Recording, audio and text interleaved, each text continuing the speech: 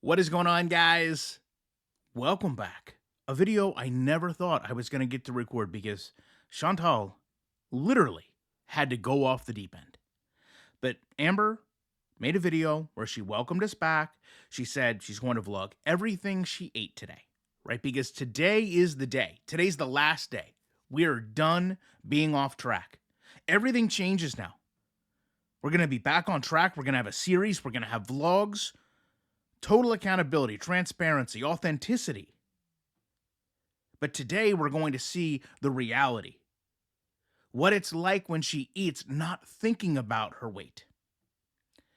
And the first thing we start off with is Five Guys. So if you've been to a Five Guys lately, this was probably, honestly, $30 to $35, if not more, with the tip, which we'll get into in a moment. And she is certain to point out that she doesn't finish all this food. She's going to show us, as a matter of fact, that she didn't finish all this food.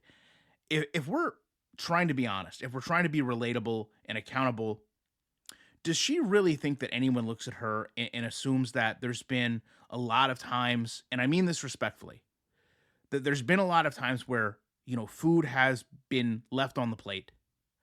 I just don't think that you get to this size by not finishing fries and not finishing the burger and leaving 3 bites. I think this is all done for show. I really do. Now, I haven't watched Amber for a really prolonged amount of time. I went back and I looked, it's been over a year. And I really sat down and thought to myself, do I know on track Amber versus off track Amber? And I thought to myself also, what are the consistencies that I've seen? This whole big time frame, right? The consistency most prevalent in her life is ordering food. Yes, relationships have came and went. Yes, she's lived in different areas. Yes, the journaling has been consistent, but ordering food is the mainstay. And I just want you to understand, she tells a story, which I believe is 100% legitimate. And I think that she told this story assuming that it would be relatable, but not realizing how much it isn't. So she says she was expecting her normal Uber guy with this Five Guy delivery, and she's surprised to learn that his wife is actually delivering the food today. Imagine being so familiar with a food delivery person to the point that you expect them and you're surprised when it's not them. And keep this in mind for later because we're going to revisit this whole thought process. She takes this time to brag about, tipping him 30% because she's a good tipper. And this time she tipped more to the wife because, it was a good thing to do. And I'm not going to discredit that. Listen, I think from a human element, if you have a working relationship with someone and they're going through a hardship, you naturally ask, hey, is there something I can do to help you out? Or you just indirectly help them by, tipping them more or giving them something, a gift card. So the fact, though, that she felt we could relate as a viewer to having, a regular Uber driver, when that should be such a red flag for her, that you're ordering so much food. She said that she's going to eat this while watching TV. She kind of proclaims that Five Guys is wasteful by showing the leftovers, and then elects to go over play cards with her family, which requires a get ready with me with this very odd, back shot. We then show her suitcase for getting groceries. I can only imagine the people in her apartment think she's this world traveler, constantly coming in and out with this suitcase, but it's really just full of groceries. She said she has to do it until the Amazon cart arrives. And I'll give her credit. Listen, it's pretty ingenious to stuff your suitcase full of groceries because it's going to make transporting them very easy rather than just lugging bags up and down. And she can probably do this all in one trip. We then see more of her mother. And this is where, as somebody that just started to get back into covering her, I don't know how to take this because I saw Amber, frustrated, angry, lashing out, upset with the community because they were bringing up her mother. And now, when she has the opportunity, if her mother truly doesn't want to be on camera, and if she truly feels some type of way about people speaking about her mother, then why does she continue to include her in the vlog? Because it doesn't matter. I'm not saying that her mother doesn't matter. What I'm saying is in the context of this vlog to the viewer, seeing her mother does not change anything. If you edited this part out, it doesn't take anything away. We still think that she's with her family. We still understand that she might be with her mother. This part of the vlog where her mother is trying to film her doesn't add anything to it. It just gives channels, whether you're recapping it like me or whether you're constructively talking about it or critiquing it like someone else might do, the ability to speak about her mother. It's like you can't let this go away, but you want everyone to let it go away. She then starts to discuss character flaws with her mother. And this is jokingly, I know it's tongue in cheek, but the fact that Amber says, her fat is her character flaw, it really resonated with me because, the video Chantal did, the thumbnail said, fat Muslim swimming. And I thought to myself, I'm not the type of channel that sits there and labels them that way, but I do know other channels will. And I do know that I've heard both of them be very frustrated about that label, yet they have no problem projecting it to themselves. So they can call themselves that all they want. But if anyone else says it, all of a sudden it's this big issue. Their channel needs to be taken down and they're just disrespectful and name calling. I just don't understand it. She then shows the cart at Walmart, and she understands full well that this is trolling. So she says, "Oh, all the healthy stuff. All the healthy stuff is on the bottom. All the fruits and vegetables, they've made their way, below the Oreos because they're lighter. The Oreos are heavier. They're going to make their way up to the top, I suppose." What I'm amazed most is this is her day. And we really didn't get any like timestamps. She didn't say, well, I woke up, I had the five guys, I went over and I played cards with my family for an hour and a half, and now it's 2 or 3 o'clock. I'm going to get my shopping in. So we really don't have any scale of what time it is. But her day to this point was filled by ordering takeout, watching TV, playing cards with her mother, and then going to buy more food. And there was a part of me that thought, this is it. Like, this is the day. This is all she's going to show. But then she shows more. She sits down. She's got a pair of Uncrustables and a soda. She then moves forward and gets cinnamon twists from Taco Bell, cites that she hadn't had them since she was a child. Just all of a sudden, she got this hankering, this urge to have these cinnamon twists that she hadn't had for years. And a single taco, a burrito.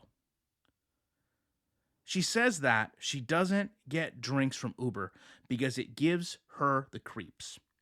Now, this is why I wanted you to recall the whole regular Uber driver.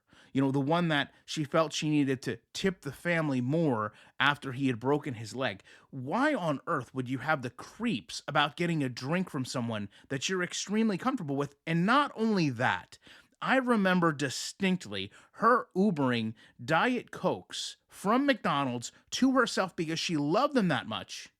Because people talked about the cost of her ordering just a drink. And I'd also like to point out, I don't think there's much shame in this, but I think most people get more from Taco Bell than she did. I mean, I think most of the Taco Bell combos have more food than she presents. So to me, her off-track day isn't really adding up. She closes out with this Q&A. And she says that she saw the Q&A on Life by Cindy's channel. She didn't want to mention it before because she was afraid if she mentioned it, that people would go hate on Life by Cindy. I haven't seen much of Cindy, but I know enough to know that she's actually trying to improve her health far more than Amber and Chantal.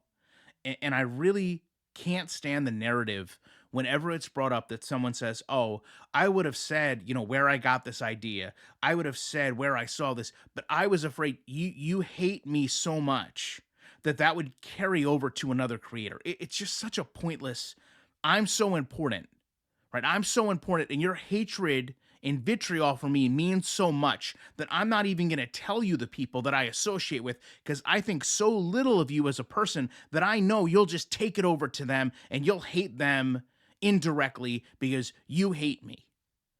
Amber, you're not that important. I know that you want to think that you are, but really, very, very few people are that important where you can hate someone simply by association. She closes out talking about how much she's using Delta 8. She responds to some questions about how she spoke about her family in the past. And she said she's aware of these compilations that have been made. And if you haven't seen them, I encourage you to go watch them because it really puts a different perspective on the way Amber talked about how her mother was spoke about versus how she has came and spoke about her mother online. And I understand it's different because they have a relationship. It's mother and daughter, and Amber is certainly going to have more of an emotional connection than anyone watching will. But I do find it very odd that Amber's justification of all this is her mother has seen the things that she said about her, and it was her just sharing her story and how Amber views it. I would think, personally, that if I was concerned about things being said at me online, I would be frustrated and upset if somebody I didn't know was saying these things and lying, according to Amber and Amber's mother, about them. But I would feel like if it was someone I knew, if it was a child, if it was a family member, I would be devastated to hear those words come out of a family member's mouth. And Amber is just so passive to this. Like, oh, her mom doesn't care what anyone says because Amber said just as bad. And she says that's okay because that's her story. That's really not kind of the principles that Amber was clinging to just a couple days ago. She then tries to have this really crazy thought process of, when you see people bring up your past, it's always assumed that you're bashing. And rather just, explaining why people might feel that way because of the things she said about her upbringing, her parents, her childhood, she has to liken this to My 600-Pound Life. And she says, listen, when you're watching that show and you see the previews, they're always giving these background stories. So let me just close this out by saying, again, I'm unique to a degree here in that I had about a year plus layoff from Amber. I've learned with Amber, tomorrow never comes. All the best intended plans, all the journaling, it never truly helped. A bad relationship with your mother, a good relationship with your mother, neither has really made a tangible difference in your health. At this point, you're 100% just documenting wasting your life. And you can sit here and you can act passive about it. And you can say, this is how I eat when I don't think or I don't care about my health. But you are citing a mental escape from those consequences. You can eat these foods and not think about the damage that it's doing, but it doesn't change the fact that it's still happening. Your body is not your mind. It's being damaged by all of these foods. It's seeing years and years and years of abuse that you continue to put it through. Amber, if you want to change your life, go do it. You don't need to have a Last Supper to have a healthy breakfast the next day. You don't need to film a bad day of eating series to start a good day of eating series. And the fact that you woke up to Five Guys and wanted to give us a horror story about a different Uber Eats driver showing up says more than anyone else ever could about the problems you have with food. And you just simply thinking one day they're all going to go away because you want them to change now is irrational. Just about as irrational as you claiming you never finish your meal. Love to know your guys' thoughts on this. Appreciate you watching it. I will be back soon as I can with more commentary.